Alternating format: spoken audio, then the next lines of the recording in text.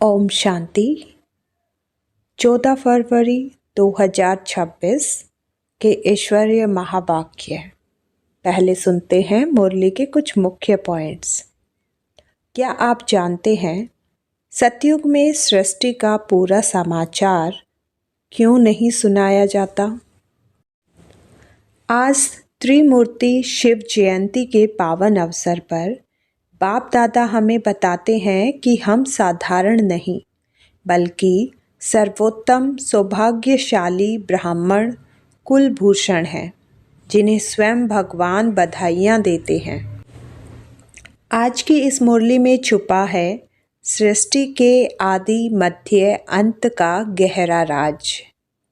ब्राह्मण देवताओं से ऊंचे क्यों हैं और कैसे हम 100% दुर्भाग्यशाली से 100% सौभाग्यशाली बन सकते हैं। तो वीडियो को अंत तक जरूर देखें, क्योंकि आज की मुरली आपकी आत्मा को झकझोर देगी। पॉइंट नंबर 1, हम सर्वोत्तम सौभाग्यशाली ब्राह्मण हैं। स्वयं भगवान हमें बधाइयाँ देते हैं। देवताओं से भी ऊंच ब्राह्मण अवस्था है। सबसे ऊंच ते ऊंच है बाप, फिर ब्रह्मा, फिर ब्राह्मण, फिर देवताएं। अभी की ब्राह्मण स्थिति सबसे श्रेष्ठ है।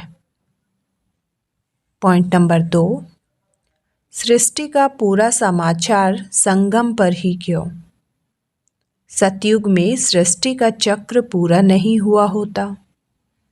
जब तक आदि मध्य अंत पूरा नहीं होता, पूरा ज्ञान नहीं दिया जा सकता। इसलिए बाप संगम युग पर आकर सृष्टि का पूरा राज बताते हैं। इसी समय हमें ज्ञान का तीसरा नेत्र मिलता है। संगम युग की ज्ञान का समय है। पॉइंट नंबर 3, ज्ञान का तीसरा नेत्र। बाकी दुनिया तमो प्रधान है। किसी के पास सृष्टि चक्र का ज्ञान नहीं। बाप आकर त्रिकालदर्शी बनाते हैं। हर आत्मा अपने 84 जन्मों का राज समझते हैं। पॉइंट नंबर 4, बाप है बड़ा धोबी। जैसे कपड़ा धोया जाता है, वैसे आत्मा ज्ञान और योग से धुलती है। बाप पतित पावन है, योग से आत्मा स्वच्छ बनती है। ज्ञान प्लस योग, आत्मा की सफाई। पॉइंट नंबर 5, 84 जन्म और सृष्टि चक्र। 84 लाख जन्म नहीं, 84 जन्म। सतयुग त्रेता मतलब दिन, द्वापर कलयुग मतलब रात, संगम मतलब परिवर्तन का समय। ड्रामा फिक्स है, हर 5000 वर्ष में रिपीट होता है। तो चलिए अब सुनते हैं मुरली को विस्तार से। 14 फरवरी 2026। मीठे बच्चे, तुम सर्वोत्तम सौभाग्यशाली ब्राह्मण कुलभूषण हो। तुम्हें स्वयं भगवान बधाइयाँ देते हैं। प्रश्न, बाप बच्चों को संगम पर ही सृष्टि का समाचार सुनाते हैं, सतयुग में नहीं, क्यों? उत्तर, क्योंकि सतयुग तो है ही आदि का समय। उस समय सारी सृष्टि का समाचार अर्थात सृष्टि के आदि मध्य अंत का ज्ञान कैसे सुनाए? जब तक सर्कल रिपीट ही नहीं हुआ है, तब तक समाचार सुना ही कैसे सकते? संगम पर ही तुम बच्चे बाप द्वारा पूरा समाचार सुनते हो। तुम्हें ही ज्ञान का तीसरा नेत्र मिलता है। आज है त्रिमूर्ति शिव जयंती, सो ब्राह्मण जयंती, सो संगम योग जयंती का शुभ दिवस। बहुत है जिनको बाबा ईश्वरीय जन्म सिद्ध अधिकार की ग्रीटिंग्स भी नहीं दे सकते। बहुत है जिनको पता नहीं है कि शिव बाबा कौन है, उससे क्या मिलना है। वह ग्रीटिंग्स क्या समझ सकते हैं? नए बच्चे बिल्कुल समझ न सके। यह है ज्ञान का डांस। कहते हैं ना, श्री कृष्ण डांस करता था। यहाँ बच्चियाँ राधे कृष्ण बन डांस करती हैं, परंतु डांस की तो बात ही नहीं। यह तो वहाँ सतयुग में बचपन में प्रिंस प्रिंसेस के साथ डांस करेंगे। बच्चे जानते हैं यह बाप दादा है। दादा को ग्रैंडफादर कहा जाता है। यह दादा तो बहुत जिस्मानी फादर। यहाँ तो वंडरफुल बात है, वह दादा है रूहानी और यह है जिस्मानी। इनको कहते हैं बाप दादा। बाप से दादा द्वारा वर्षा मिलता है। वर्षा है डाडे का, यानी कि ग्रैंडफादर का। सब आत्माएं ब्रदर्स हैं, तो वर्षा बाप से मिलता है। बाप कहते हैं तुम आत्माओं को अपना शरीर, अपनी कर्मेंद्रियां हैं। मुझे निराकार कहते हैं, जरूर मुझे शरीर चाहिए। तब तो बच्चों को राजयोग सिखाऊं अथवा मनुष्य से देवता, पतित से पावन बनने का मार्ग बताऊं, व मूत पलीती कपड़े धोऊं। जरूर बड़ा धोबी होगा। सारे विश्व की आत्माएं और शरीर धोता है। ज्ञान और योग से तुम्हारी आत्माओं को धोया जाता है। आज तुम बच्चे आए हो, जानते हो हम शिव बाबा को बधाइयाँ देने आए हैं। बाप फिर कहते हैं कि तुम जिसको ग्रीटिंग्स देते हो वह बाप भी तुम बच्चों को ग्रीटिंग देते हैं, क्योंकि तुम बहुत सर्वोत्तम सौभाग्यशाली ब्राह्मण कुल भूषण हो। देवताएं इतने उत्तम नहीं हैं जितने तुम हो। ब्राह्मण देवताओं से ऊंच है, ऊंच ते ऊंच है बाप। फिर वह आते हैं ब्रह्मा तन में। उनके तुम बच्चे बहुत ऊंच ते ऊंच ब्राह्मण बनते हो। ब्राह्मणों की है चोटी, उनके नीचे हैं देवताएं, सबसे ऊपर है बाबा। बाबा ने तुम बच्चों को ब्राह्मण ब्राह्मणियां बनाया है, स्वर्ग का वर्षा देने। इन लक्ष्मी नारायण के देखो कितने मंदिर बनाए हैं, माथा टेकते हैं। भारतवासियों को यह तो मालूम होना चाहिए कि यह भी मनुष्य हैं। लक्ष्मी नारायण दोनों अलग अलग हैं। यहाँ तो एक मनुष्य के दोनों नाम रखे हैं। एक का नाम लक्ष्मी नारायण अर्थात अपने को विष्णु चतुर्भुज कहते हैं। लक्ष्मी नारायण अथवा राधे कृष्ण नाम रखाए हैं तो चतुर्भुज हो गए ना। वह विष्णु तो है सूक्ष्म वतन का एम ऑब्जेक्ट। तुम इष्ट विष्णुपुरी के मालिक बनेंगे।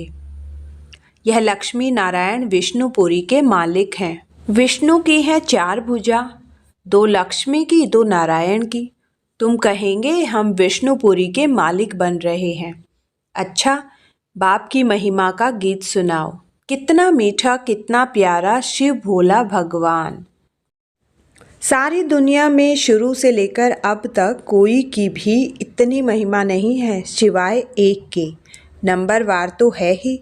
सबसे ज़्यादा सर्वोत्तम महिमा है ऊंच ते ऊंच परम पिता परमात्मा की, जिसके तुम सब बच्चे हो।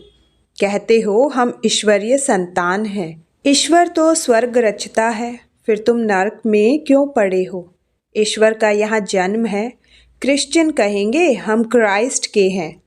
यही भारतवासियों को भूल गया है कि हम परम पिता परमात्मा शिव के डायरेक्ट बच्चे हैं। बाप यहाँ आते हैं बच्चों को अपना बनाए, फिर राज्य भाग्य देने।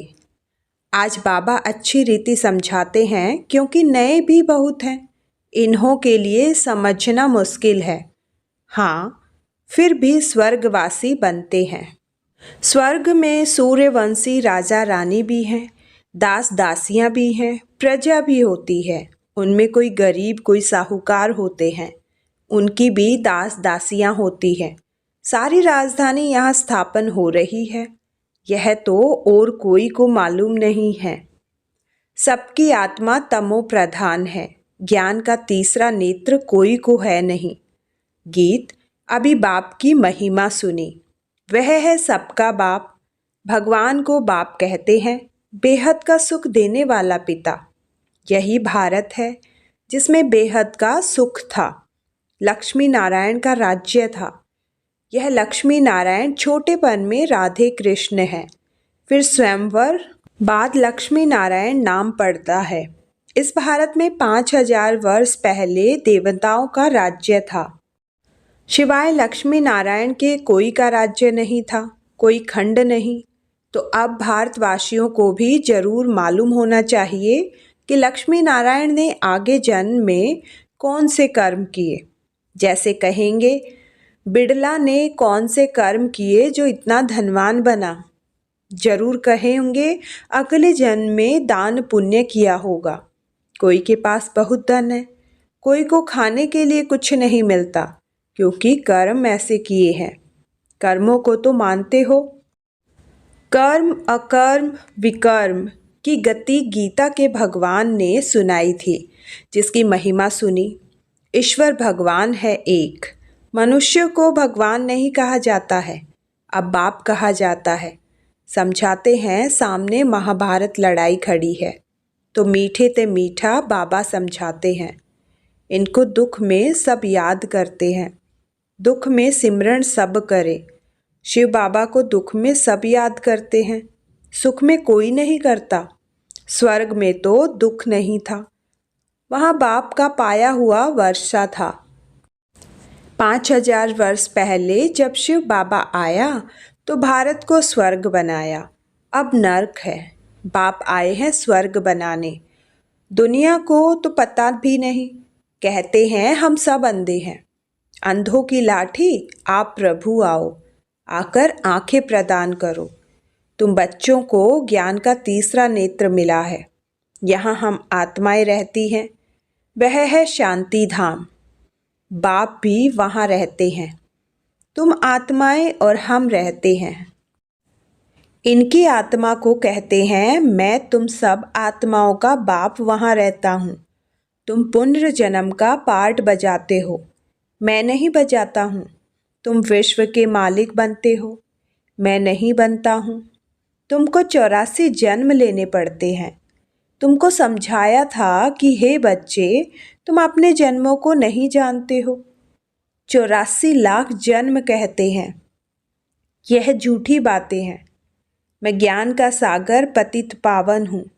मैं आता तब हूँ जब सब पतित है, तब ही आकर सृष्टि के आदि मध्य अंत का राज समझाए त्रिकालदर्शी बनाता हूँ। बहुत पूछते हैं पहले पहले मनुष्य कैसे रचे, भगवान ने सृष्टि कैसे रची। एक शास्त्र में भी दिखाते हैं। प्रलय हुई, फिर सागर में पीपल के पत्ते पर बच्चा श्री कृष्ण आया। बाप कहते हैं ऐसी कोई बात नहीं, यह बेहद का ड्रामा है। दिन है सतयुग त्रेता, रात है द्वापर कलयुग। बच्चे बाप को बधाइयाँ देते हैं।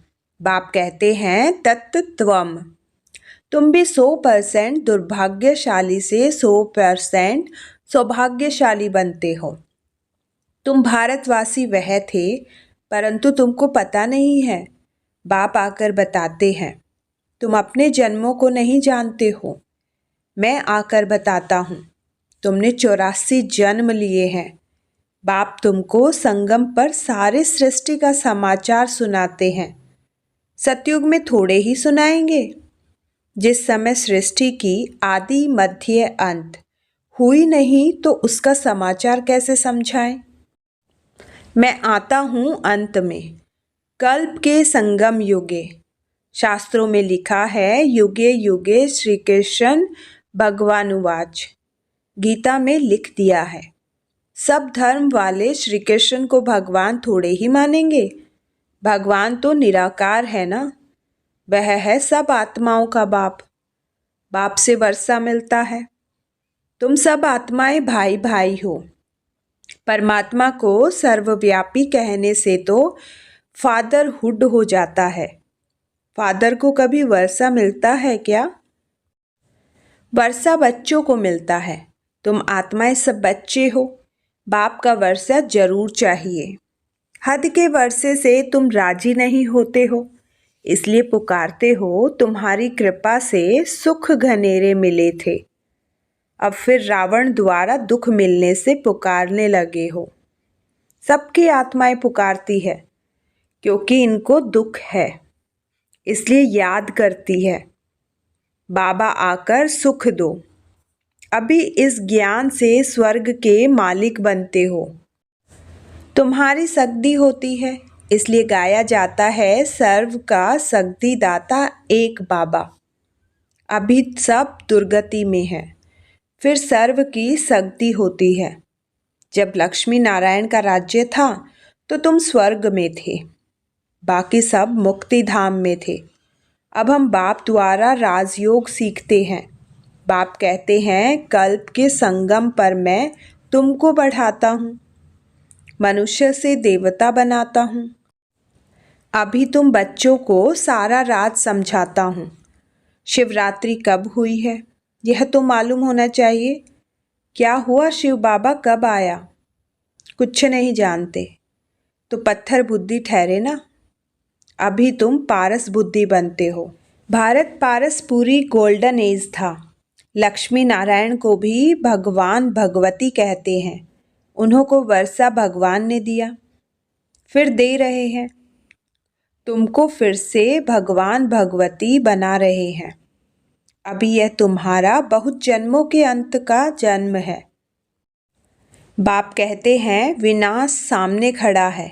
इनको कहा जाता है रुद्र ज्ञान यज्ञ। वह सब मटेरियल यज्ञ होते हैं। यह है ज्ञान की बात। इसमें बाप आकर मनुष्यों को देवता बनाते हैं। तुम बधाइयाँ देते हो शिव बाबा के आने की। बाबा फिर कहते हैं मैं अकेला थोड़े ही आता हूँ, मुझे भी शरीर चाहिए। ब्रह्मा तन में आना पड़े, पहले पहले सूक्ष्म वतन रचना पड़े, इसलिए इनमें प्रवेश किया है। यह तो पतित था ना, 84 जन्म ले पतित बना है। सब पुकारते थे। अब बाप कहते हैं मैं फिर से तुम बच्चों को वर्षा देने आया हूँ। बाप ही भारत को स्वर्ग का वर्षा देते हैं। स्वर्ग का रचयिता बाप है, जरूर स्वर्ग की सौगात ही देंगे। अभी तुम स्वर्ग के मालिक बन रहे हो। यह पाठशाला है भविष्य में मनुष्य से 21 जन्मों के लिए देवता बनने की। तुम स्वर्ग के मालिक बन रहे हो। 21 पीढ़ी तुम सुख पाते हो। वहाँ अकाले मृत्यु होती नहीं। जब शरीर की आयु पूरी होती है तब साक्षात्कार हो जाता है। एक शरीर छोड़ दूसरा लेते हैं। सर्प का भी मिसाल है ना। तुम बच्चे अभी बाप को बधाइयाँ देते हो। बाप फिर तुमको बधाइयाँ देते हैं। तुम अभी दुर्भाग्यशाली से सौभाग्यशाली बन रहे हो। पतित मनुष्य से पावन देवता बनते हो। चक्र तो फिरता है। यह तो बहुत तुम बच्चों को समझना है, फिर यह प्राय लोप हो जाता है। सतयुग में ज्ञान की दरकार नहीं रहती। अभी तुम दुर्गति में हो, तब इस ज्ञान से सद्गति मिलती है। बाप ही आकर स्वर्ग की स्थापना करते हैं। सर्व का सतगुरु एक ही है। बाकी भक्ति मार्ग के कर्म कांड से कोई की सद्गति नहीं होती। सबको सीढ़ी नीचे उतरना ही है। भारत सतो प्रधान था, फिर 84 जन्म लेने पड़े, फिर अब तुमको चढ़ना है। मुक्ति धाम अपने घर जाना है। अब नाटक पूरा होता है। यह पुरानी दुनिया खत्म हो जाएगी। भारत को अविनाशी खंड कहा जाता है। बाप का जन्म स्थान कब खत्म नहीं होता। तुम शांति धाम में जाकर फिर आएंगे, आकर राज्य करेंगे। पावन और पतित भारत में ही होते हैं। 84 जन्म लेते लेते पतित बने हो, योगी से भोगी बने हो। यह है रौरव नर्क, महादुख का समय। अभी तो बहुत दुख आने का है। खूने नाहिक खेल है। बैठे बैठे बॉम्ब्स गिरेंगे। तुमने क्या गुनाह किया? नाहिक सबका विनाश हो जाएगा। विनाश का साक्षात्कार तो बच्चों ने किया है। अब तुम सृष्टि चक्र का ज्ञान जान गए हो। तुम्हारे पास ज्ञान की तलवार, ज्ञान का खड्ग है। तुम हो ब्रह्मा की मुख वंशावली ब्राह्मण। प्रजापिता भी बाबा है। कल्प पहले भी इसने मुख वंशावली पैदा की थी। बाप कहते हैं मैं कल्प कल्प आया हूँ।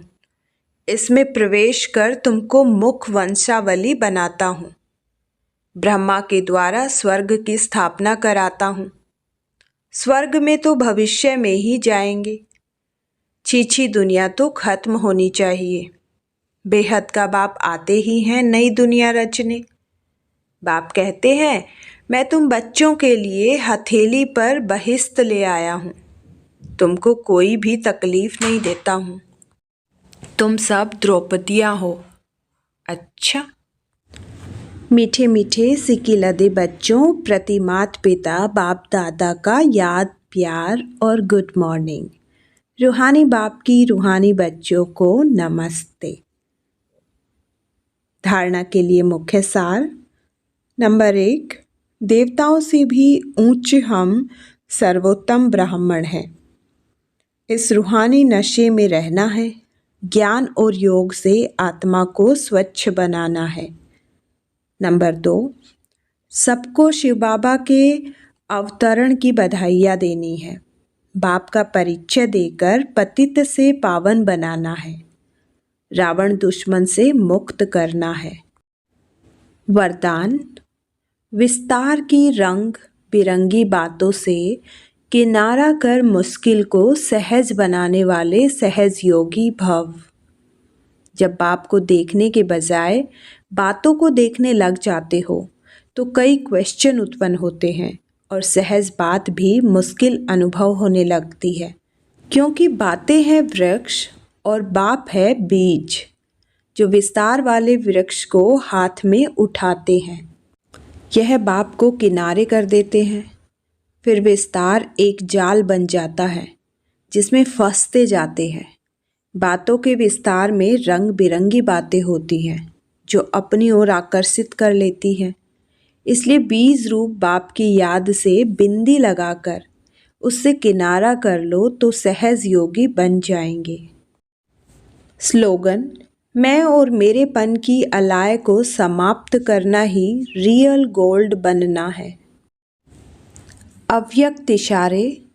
अभी सभी मिलकर एकमत हो सेवा के कोई भी कार्य को धूमधाम से आगे बढ़ाओ। हर ब्राह्मण आत्मा के सहयोग से शुभ कामनाओं शुभ भावनाओं से सेवाओं की धूम मचाओ। अगर कोई मुख से बोल नहीं सकते तो मनसा वायुमंडल से सुख की वृत्ति सुखमय स्थिति से सुखमय संसार बनाइए। कहीं जा नहीं सकते हो, तबीयत ठीक नहीं है तो घर बैठे यह सेवा करो। सेवा में सहयोगी जरूर बनो, तब सर्व के सहयोग से सुखमय संसार बनेगा। अगर आपको यह मुरली उपयोगी लगी हो तो वीडियो को लाइक करें, शेयर करें और चैनल को सब्सक्राइब करें ताकि हम मिलकर इस ज्ञान की सेवा आगे बढ़ा सकें। ओम शांति।